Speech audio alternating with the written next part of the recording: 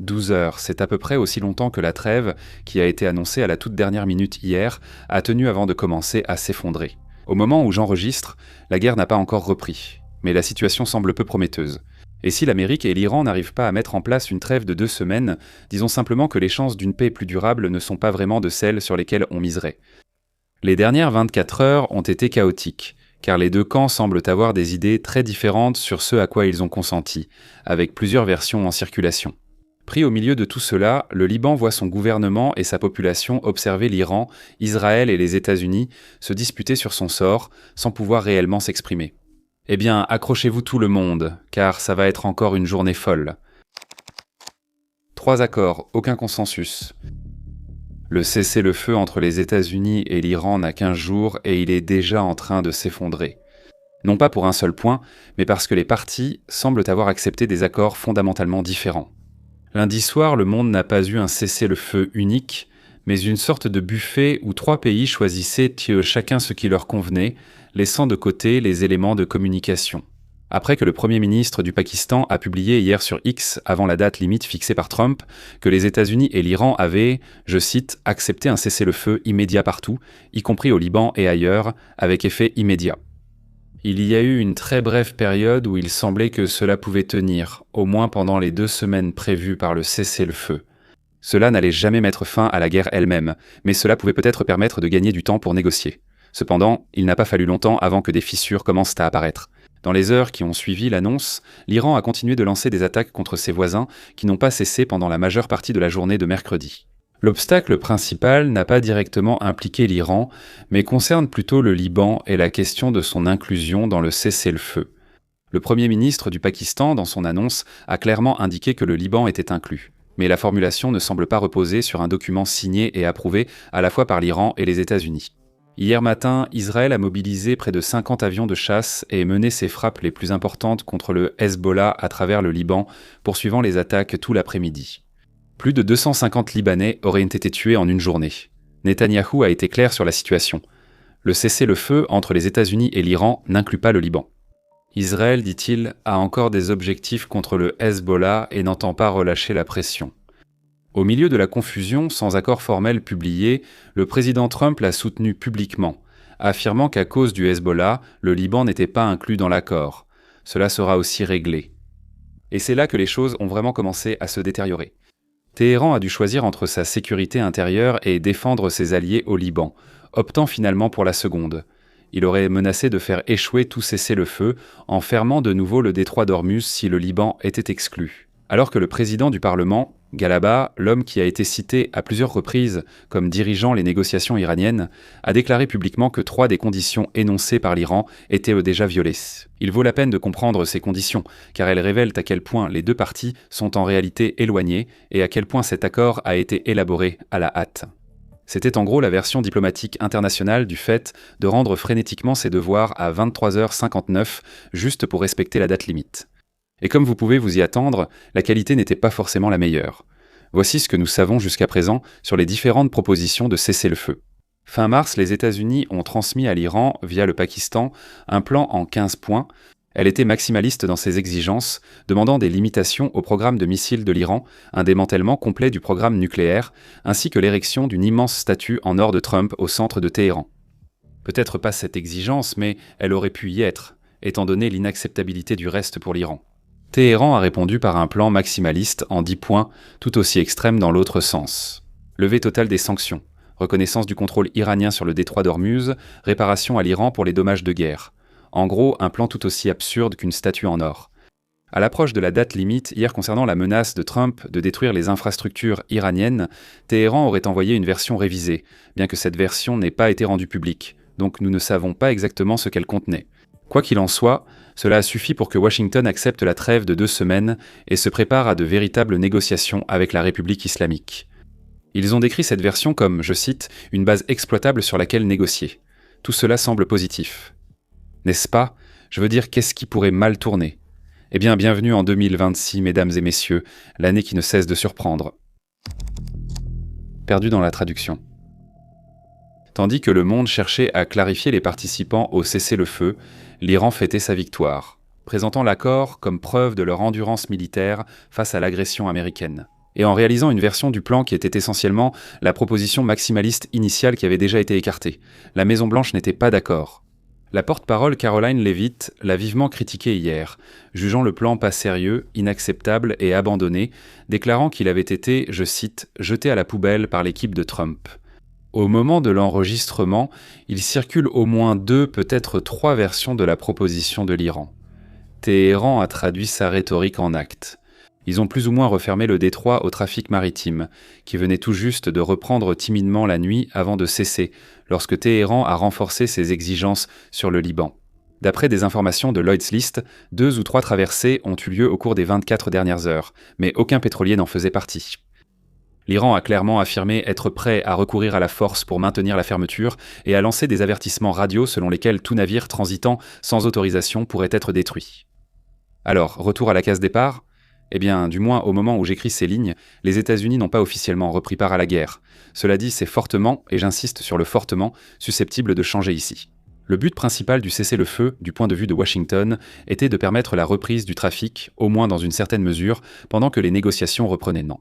Si l'Iran maintient cette position demain, il sera difficile d'imaginer la pérennité de l'accord de paix.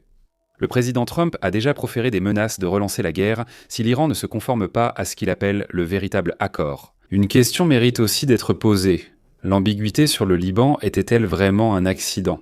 Le New York Times a indiqué que la Maison-Blanche avait approuvé au moins une déclaration publique de Sharif avant sa publication.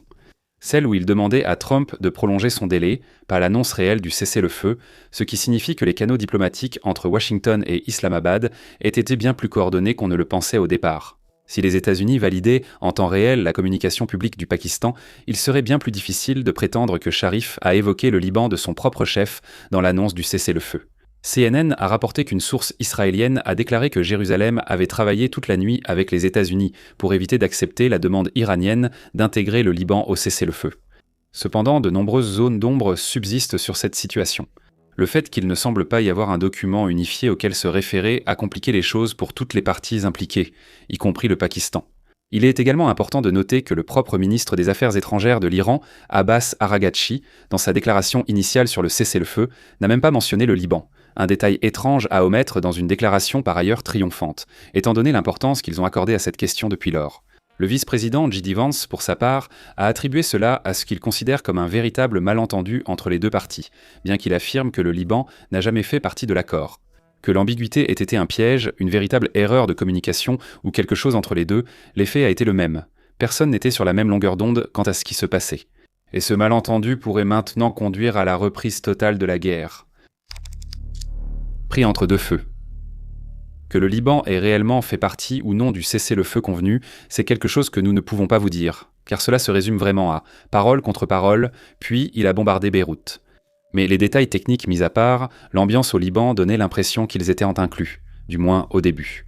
Le Hezbollah a arrêté de tirer et certaines familles déplacées à travers le pays y ont vu le feu vert pour rentrer chez elles, malgré les mises en garde des forces libanaises. Leur décision fut prudente au vu des événements suivants. Avec plus de 250 morts, apparemment jusqu'à 800 blessés à la tombée de la nuit, et des corps encore extraits des décombres dans la banlieue sud de Beyrouth. Au moment où nous parlons, ce qui s'est passé ensuite a littéralement reçu le nom de code Opération Eternal Darkness par Israël. Absent de tout cela, cependant, a été le gouvernement libanais, qui, une fois de plus, a été relégué au second plan tandis que le Hezbollah, l'Iran et Israël semblent décider de l'avenir du pays. Le président Joseph Owen a condamné les frappes d'Israël comme barbares, mais la question du cessez-le-feu place Beyrouth dans une position précaire. Le premier ministre Nawaf Salam aurait déclaré que le Liban n'accepterait pas que quiconque négocie en son nom, et le ministère des Affaires étrangères a repris cette position avec une remarque incisive. Le Liban parle d'une seule voix, la sienne. Cela vise 2 directions à la fois. À l'Iran, qui a inclus le Liban dans ses exigences de cessez-le-feu, non pas par souci particulier du sort des citoyens libanais ordinaires, mais pour sauver leurs forces supplétives restantes, tandis que les États-Unis et Israël décident du sort du Liban sans que Beyrouth participe aux négociations. Rappelez-vous, Aoun a plusieurs fois proposé de négocier directement avec Israël, une avancée majeure pour un pays longtemps opposé à tout dialogue avec Jérusalem. Des responsables israéliens affirment depuis des semaines voir une opportunité d'affaiblir le Hezbollah avant qu'un cadre plus large ne les force à cesser. Et bien qu'ils parlent d'établir une zone tampon semi-permanente dans la partie sud du pays, la possibilité de frapper dans les zones de Beyrouth dominées par le Hezbollah ne sera pas indéfinie. Pour Téhéran, le Hezbollah n'est pas seulement la guerre d'autrui. Ou du moins, l'Iran ne peut pas se permettre que ce soit le cas. Le groupe est le dernier élément fonctionnel d'une architecture de sécurité régionale que la République islamique a mis des décennies et des milliards de dollars à construire, et qui, pendant des années, a servi de joyau de leur stratégie de défense contre Israël. Et même si les choses ne se sont pas tout à fait déroulées comme Téhéran l'avait imaginé sur ce front, ils ne sont pas non plus prêts à laisser le Hezbollah être totalement détruit au Liban. C'est ce dilemme que l'Iran apporte à Islamabad. Ils souhaitent un cessez-le-feu, mais hésitent à en accepter un qui sacrifierait un de leurs derniers alliés. Reste à voir si quelqu'un samedi pourra résoudre ce dilemme. Mais nous n'allons pas retenir notre souffle. 2 semaines pour rien. Samedi matin, si tout se passe comme prévu, aura lieu la rencontre directe de plus haut niveau entre des responsables américains et iraniens depuis 1979. Le vice-président J.D. Vance, l'envoyé spécial Steve Witkoff et Jared Kushner représenteront les États-Unis, tandis que le président du Parlement Mohamed Ghalafbar et le ministre des Affaires étrangères Abbas Arghachi représenteront l'Iran. Il y a aussi l'éternel sujet tabou concernant l'Iran, du moins depuis que Mujtaba Khomeini a été élu guide suprême, qui n'a toujours pas été vu ni entendu depuis le début de la guerre là-bas. Le 28 février, des déclarations écrites qui lui sont attribuées ont été publiées, mais honnêtement, cela n'a fait qu'alimenter les théories selon lesquelles il serait soit inconscient, soit mort, plutôt que d'apporter des éclaircissements. Il semble que nous ayons enfin quelques éclaircissements à ce sujet maintenant.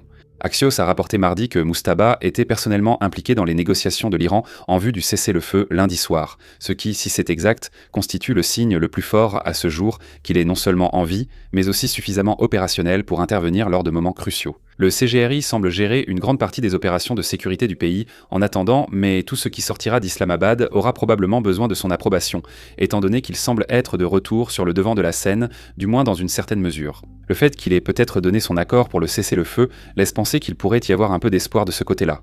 Mais c'est à peu près là que s'arrêtent-elles les bonnes nouvelles. Ce sont 2 parties qui ne parviennent même pas à s'entendre sur ce qui a réellement été convenu lors du cessez-le-feu conclu la veille, ce qui n'augure rien de bon pour des discussions bien plus complexes dans les jours à venir. L'objectif est de transformer cette pause de 2 semaines en quelque chose de durable, mais la liste des problèmes à résoudre pour y parvenir est impressionnante, et sur pratiquement chacun d'entre eux, l'écart entre les 2 parties ne s'est pas vraiment réduit depuis le début de la guerre. La question nucléaire sera bien sûr au centre de tout cela. La position de Téhéran reste que l'enrichissement est un droit souverain, du moins si l'on en croit ses déclarations.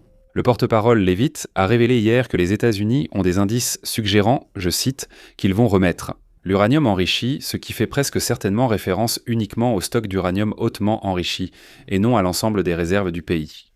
L'Iran a indiqué qu'une remise ne serait envisagée que si les 10 conditions initiales étaient bien remplies. Les autres demandes des 2 camps restent difficiles à satisfaire. Washington veut restreindre le programme de missiles et de drones de l'Iran, tandis que Téhéran exige la reconnaissance de son droit à l'enrichissement d'uranium et le retrait des forces de combat américaines de toutes les bases et positions de la région. Ils se parlent complètement sans s'écouter. Avec ce qui s'est passé ces dernières 24 heures, atteindre le week-end, sans parler de 2 semaines entières, paraît déjà un vrai défi. Peu après l'annonce du cessez-le-feu, des drones et missiles iraniens ont frappé 5 des 6 monarchies du Golfe, seul Oman étant épargné. Le Koweït a subi 28 attaques de drones, tandis qu'aux Émirats arabes unis, 35 drones et 17 missiles balistiques ont visé le pays, provoquant un incendie dans le complexe gazier d'Ahabshan à Abu Dhabi, une installation clé. Cependant, l'incident le plus préoccupant a eu lieu en Arabie Saoudite. Une frappe a touché une station de pompage sur l'oléoduc A-West, construit pour contourner le détroit d'Ormuz. Bloomberg a depuis rapporté que les dégâts étaient limités et que le flux se poursuivait, mais cela reste beaucoup trop risqué pour être rassurant. L'oléoduc transporte environ 5 millions de barils par jour, qu'il s'agisse de violations délibérées ou d'actions résiduelles d'un CGRI décentralisé agissant sans commandement centralisé, cela reste incertain. Globalement, le message n'est pas rassurant. Le contexte, une guerre active qui ne s'est en réalité jamais arrêtée même après l'entrée en vigueur du cessez-le-feu, est ce qui rend le problème structurel à Islamabad si aigu. Les 2 délégations se sont enfermées dans des positions où les concessions qui permettraient d'aboutir à un accord sont précisément celles qu'elles peuvent le moins se permettre de faire publiquement. L'Iran ne peut céder sur le détroit d'Ormuz sans admettre que le blocus relevait d'un moyen de pression plutôt que d'un principe. Trump est dans une impasse similaire.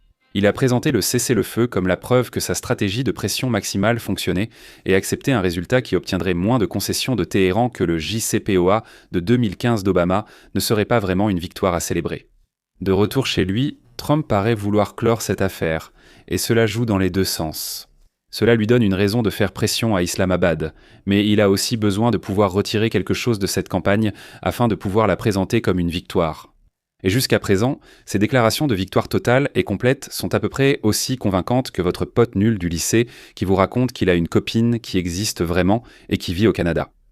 Samedi nous dira s'il y a un accord à conclure ici, ou si les 2 prochaines semaines ne serviront qu'à compter les jours avant que je me retrouve, une fois de plus, enfermé dans ce fichu studio pendant que le monde explose autour de moi. Merci de regarder.